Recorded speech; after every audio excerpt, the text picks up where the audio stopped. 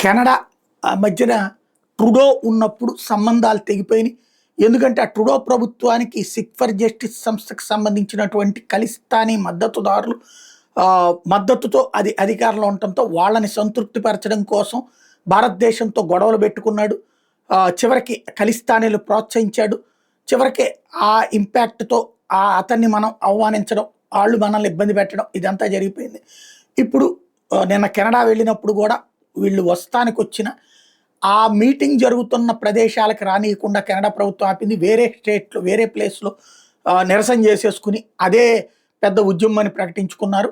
కెనడాలో ఉన్నటువంటి ఖలిస్తానీలు. అది పక్కన పెడితే కెనడా అప్పట్లో ఈ హై కమిషనర్‌లని వెనక్కి మనం తీసుకొచ్చేసాం. వాళ్ళు కూడా వాళ్ళ హై కమిషనర్‌ని వెనక్కి తీసుకొచ్చారు. ఇప్పుడు మళ్ళీ హై కమిషనర్ల నియామకానికి, తద్వారా రాయబార కార్యాలయాల యాక్టివిటీకి ఓకే చేశారు నరేంద్ర మోడీతో పాటుగా కెనడా ప్రధానమంత్రి కలిసి.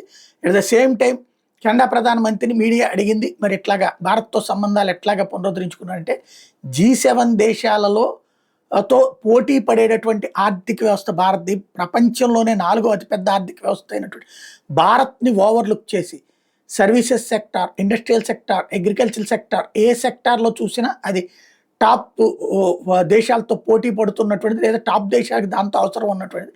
అట్లాంటి దాన్ని పక్కన పెట్టి G7 సమావేశాలు కరెక్ట్ కాదు. దాదాపుగా 8 ఏళ్ల నుంచి కంటిన్యూగా పిలుస్తూనే ఉన్నారు.